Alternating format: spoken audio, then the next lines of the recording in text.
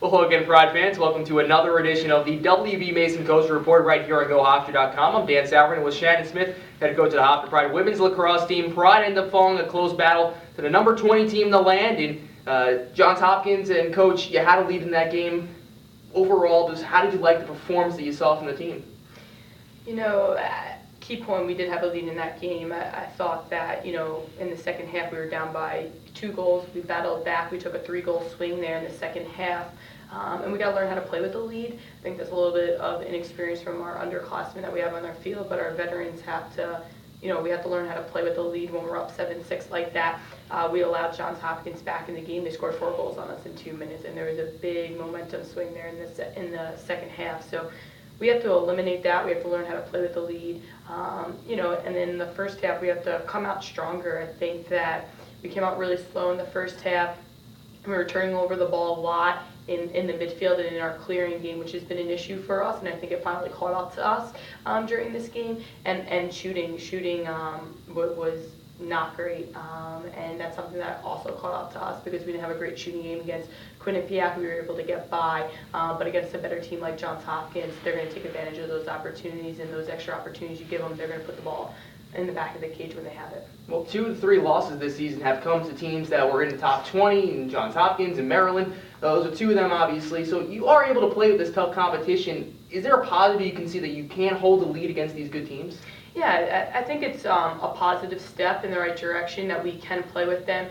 The question is, how do we believe now and, change these close games that we have with the Johns Hopkins and make it into a W, especially when you have the lead in the second half. So we're going to get better. I was proud of the team that we fought all the way until the end of the game, but we have to get better. We can't have mental mistakes. We had 4 big ones in the first half on the offensive side of the field that gave Johns Hopkins 4 more extra opportunities, which is not good. Well, you mentioned about some of your younger players, and a lot of them second-year players who've really been stacking up. Morgan Knox, Siana Pirela. You were expecting them to step into a big role this year. So far this season, how do you like them after 7 games? They've been playing well. I think Tiana can be playing a little bit better than what she is right now. I think she's struggling a little bit with her shooting. That's something that she needs to focus on. Morgan Knox is coming on strong. We changed her position a little bit. We have her coming in out of the box, and I think that's opened her up more, allowing her to cut through the middle. She's a great cutter, so we've been using her in different areas. But they're definitely stepping up for us, but we need more from them. Well, one freshman right now who has 9 goals this season, Amanda Seekamp. How do you feel she's adjusted so far to this game? She's been adjusting well. I think that Amanda's been doing exceptionally well for us in the midfield. She runs the field extremely hard. She has great athletic instincts on the defensive side of the field, making slides, having back checks. And on the offensive side of the field, when she dodges and when she wants to go, she puts the ball away and she dodges hard. So now it's teaching Amanda that you need to take more opportunities on the offensive side of the field. We need more dodges from you and not so much taking a back seat. We need you to, initiate some of those dodges. Well, you mentioned about some of these runs, and that usually comes down sometimes to the defense. But overall, how have you felt the defense has been playing so far this year, obviously anchored by April? I thought the defense played really well against Johns Hopkins. I think that, they had some mistakes, but overall I thought we played a lot better than we did the previous weekend against Marison and Quinnipiac, which is a huge step forward for them. I think they're starting to really hit their stride, really starting to gain their chemistry and learn how to play with one another, especially with some of the newcomers that we have on the team. So I'm really looking forward to their game on Wednesday against Rutgers because they're getting better every game. Well, the big portion of the non-conference starting to wind down now at this point. That's a good time to start evaluating this team. Where do you feel there is a lot of growth that needs to be still going forward, and where do you feel like you were very strong in?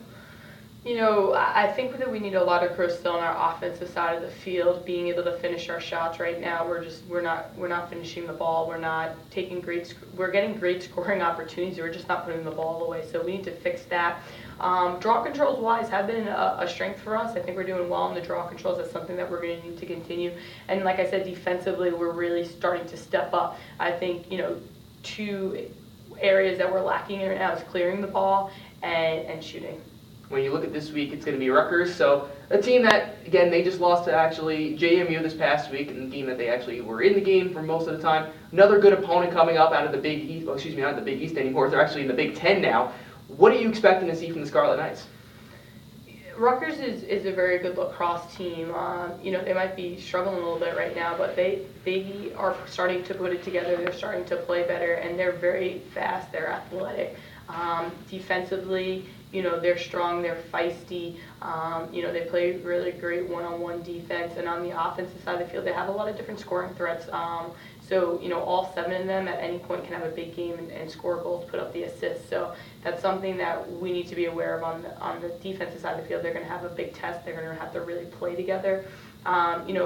Rutgers rides really hard, so that's going to be a focus of ours because we've been really struggling clearing the ball, and that's something that, we need to be 90% or better in. Well, not to look too far ahead, but after this game, you're going to have a nice long break, about 7 or 8 days before you actually play your next game against Ohio State. In that time, when you look after this, how do you feel it's going to end up working out for this team?